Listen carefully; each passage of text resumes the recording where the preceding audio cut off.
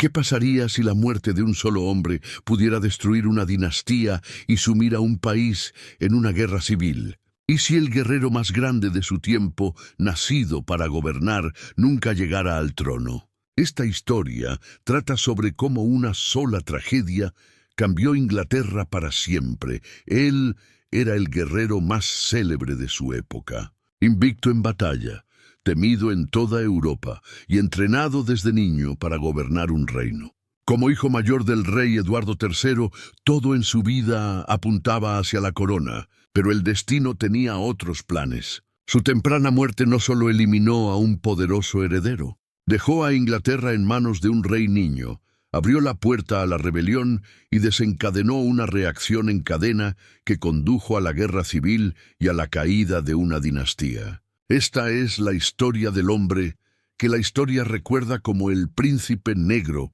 Eduardo de Woodstock nació a principios del siglo XIV en el Palacio de Woodstock. Su nacimiento fue un acontecimiento trascendental, pues era el primer hijo del rey Eduardo III y la reina Felipa. Desde el principio no hubo dudas sobre su futuro. Había nacido para gobernar. En una época en que la sucesión real podía definir el destino de una nación, su llegada le dio a Inglaterra un heredero claro y fuerte. Como primogénito del rey, Eduardo recibió importantes títulos casi desde su nacimiento. Con solo 2 años se convirtió en conde de Chester. Más tarde fue nombrado duque de Cornualles, el primero en la historia inglesa en recibir un título ducal. A los 13 años fue nombrado príncipe de Gales, un título tradicionalmente reservado para el heredero al trono inglés. Estos honores eran señales públicas de que el joven Eduardo estaba siendo preparado para el reinado. Durante su infancia, Eduardo fue entrenado para el liderazgo tanto en el gobierno como en la guerra. Acompañaba a su padre en la corte, aprendiendo cómo se tomaban las decisiones reales y cómo funcionaba el poder. También fue entrenado como caballero, según el estricto código de caballería que moldeaba la vida de la nobleza. Cuando el rey Eduardo III partía a campañas militares en el extranjero, su hijo a veces era nombrado guardián de Inglaterra. Esto significaba que, incluso a una edad muy temprana, Eduardo tenía un papel en la protección del reino. Todos creían que sería el próximo rey, pero la historia no siempre sigue el plan. En el verano en que Eduardo cumplió 16 años, se unió a su padre en una gran expedición militar a Francia. Inglaterra y Francia estaban enfrascadas en el largo y brutal conflicto conocido como la Guerra de los 100 Años. Para el joven príncipe, esta sería su primera experiencia real de guerra. Un día de agosto, el ejército inglés se enfrentó a los franceses en la batalla de Crécy. La fuerza francesa era mucho mayor, con miles de caballeros con armaduras pesadas, confiados en que aplastarían a los ingleses. Pero los ingleses tenían un arma secreta, el arco largo. Sus arqueros, bien entrenados y posicionados en un terreno elevado, lanzaron oleadas de flechas que desgarraron las filas francesas. El príncipe Eduardo luchó valientemente en el fragor de la batalla. En un momento, la lucha a su alrededor se volvió tan intensa que se enviaron mensajeros al rey para pedir ayuda. Pero el rey Eduardo se negó a enviar refuerzos. Se dice que respondió que su hijo debía ganarse sus espuelas en el campo de batalla. Eduardo se mantuvo firme y sobrevivió, ayudando a llevar a Inglaterra a una victoria asombrosa. Su valentía fue reconocida en toda Europa. Estas victorias consolidaron la reputación de Eduardo como un genio militar. Los soldados lo seguían no por obligación, sino porque creían en él. Inspiraba una lealtad que pocos líderes medievales podían igualar. Durante la siguiente década continuó luchando en Francia. Pero su próxima gran victoria, 10 años después, sería aún más importante. En 1356, Eduardo se encontraba en territorio enemigo con unos 6.000 hombres. Había pasado meses en una incursión destructiva, debilitando al enemigo. Pero el rey Juan II de Francia se apresuró hacia el sur con un poderoso ejército de quizás 15.000 soldados, decidido a aplastarlo. Eduardo se dio cuenta de que no podía escapar, así que eligió luchar. Cerca de Poitiers, preparó sus defensas en una pequeña cresta. El terreno le daba ventaja, setos espesos y caminos estrechos que frenarían a los atacantes. Tomó una decisión inteligente. Sus caballeros lucharían a pie junto a sus letales arqueros. Detrás de una colina cercana, escondió a 300 soldados a caballo, listos para actuar. Los franceses atacaron en oleadas, pero el terreno y la lluvia de flechas inglesas convirtieron sus cargas en una trampa mortal. Cuando el ataque francés se desmoronó, Eduardo vio su oportunidad. Dio la orden, y su caballería oculta salió de detrás de la colina, cargando contra el flanco del ejército francés. Fue un ataque sorpresa, un golpe de martillo que rompió su moral. A pesar de ser superados en número, las fuerzas de Eduardo lograron una victoria brillante.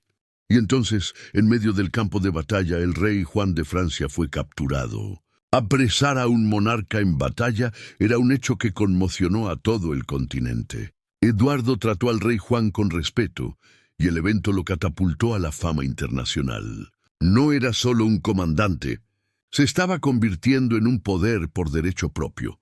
Después de Poitiers, a Eduardo se le concedió el control de la vasta y rica región de Aquitania, en el suroeste de Francia. Allí gobernó como príncipe, y su corte en Burdeos se hizo famosa por su elegancia y justicia.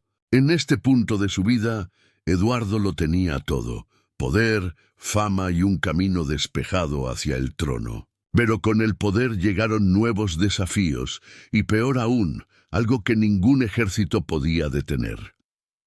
Años después, una crisis estalló en Castilla. El rey Pedro I, conocido como el Cruel, fue derrocado y pidió ayuda a Eduardo. A cambio de apoyo militar, Pedro prometió enormes pagos. Eduardo aceptó y dirigió un ejército a través de los Pirineos. En la batalla de Nájera, su genio táctico le dio otra victoria. Pedro recuperó su trono. A primera vista, el triunfo parecía completo. Sin embargo, la campaña tuvo un costo oculto.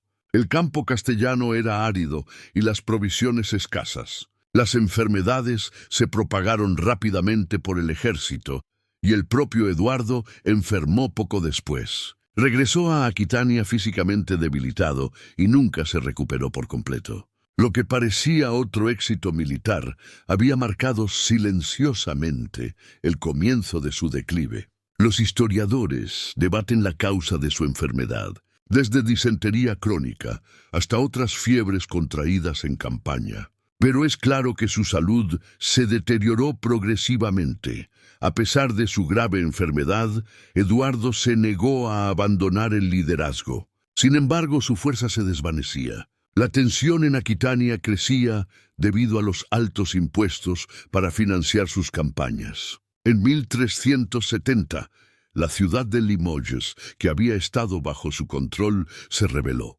El obispo, un hombre en quien Eduardo confiaba, abrió las puertas a las fuerzas francesas. Esta traición llegó en un momento en que Eduardo estaba debilitado física y políticamente. Aún así, ordenó a su ejército marchar sobre Limoges. Demasiado enfermo para montar, fue llevado en una litera al frente. La ciudad fue reconquistada tras un brutal asedio. Las crónicas hablan de una masacre de civiles, aunque los historiadores modernos creen que las cifras fueron menores. Este acto marcó una ruptura con su reputación de caballero. Algunos creen que fue entonces cuando se ganó el apodo de Príncipe Negro, aunque el nombre no apareció por escrito hasta un siglo después de su muerte. Hacia 1376, Eduardo de Woodstock era una sombra del guerrero que había sido. Su salud había seguido empeorando. Ya no podía cabalgar a la batalla y a menudo ni siquiera podía caminar sin ayuda. En la primavera de ese año, supo que el final estaba cerca. Eduardo murió el 8 de junio, a los 45 años. Su muerte fue un shock, no solo por ser una figura querida, sino por sus consecuencias. Su padre, el rey Eduardo III, aún vivía, lo que significaba que la corona nunca pasaría a él. En su lugar, pasaría directamente a su hijo de 10 años, Ricardo de Burdeos. Inglaterra ahora tenía un niño en el trono, sin experiencia para gobernar en tiempos de crisis. El reinado de Ricardo II fue inestable.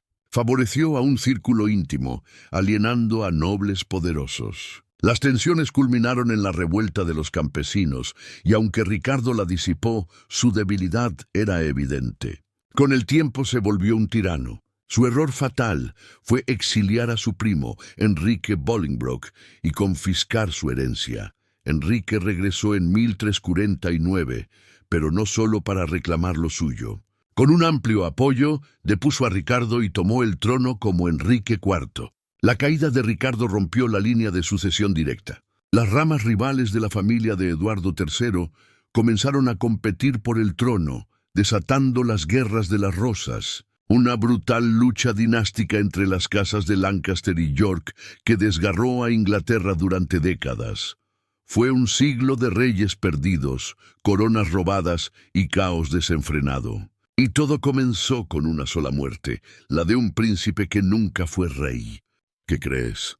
Si Eduardo hubiera sido rey, la historia habría sido la misma. ¿Habría evitado Inglaterra las guerras civiles? O quizás los Tudor nunca habrían llegado a gobernar.